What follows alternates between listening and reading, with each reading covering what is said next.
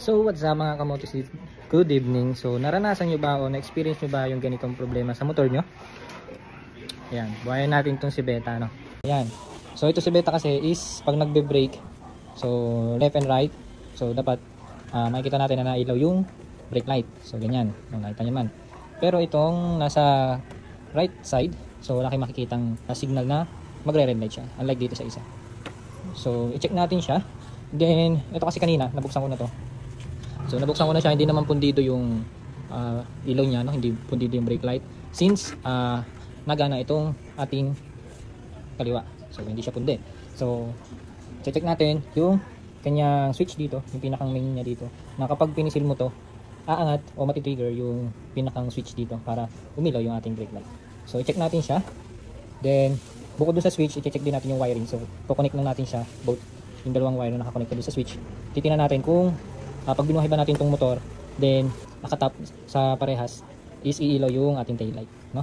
O yung brake light. So tingnan natin siya.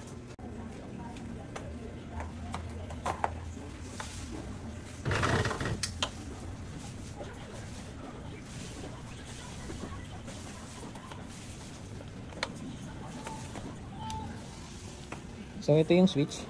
Ito yung switch ng ating brake light. So okay naman siya. Kung makikita nyo, okay naman siya. Pero ay check natin dito is yung terminal niya, yung contact niya dito sa loob.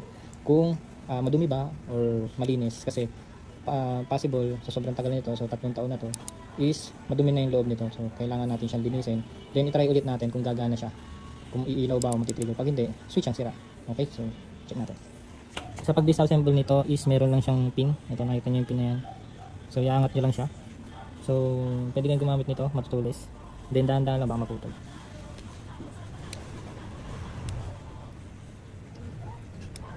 So yan, natanggalan natin siya. So ito, kayo mag-alala pag nagbukas kayo ng ganito, wala naman tatalsik, no? So disassemble lang natin to, itong dalawang mechanism na to.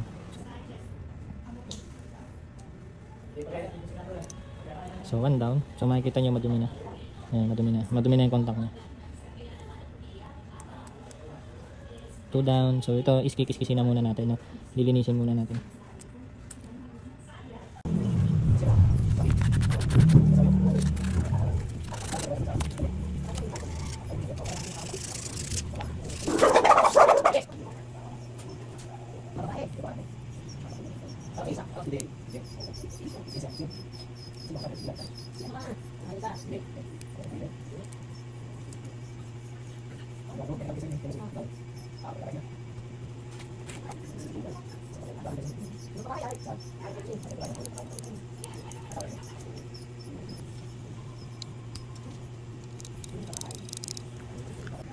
So dito guys, nakikita nyo yung hawak ko wire. So gumupit lang ako ng wire, nagcut lang ako ng wire, then kinunik ko doon sa dalawang wire, yung nagsisilbing connection niya doon sa ating switch.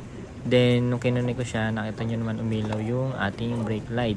So ibig sabihin is okay yung connection o okay yung wirings papuntang brake light. Ibig sabihin doon lang talaga sa switch nagka-problema. Then after natin siyang linisin, ikakabit na ulit natin siya para matesting natin if gagana na ba yung ating brake light.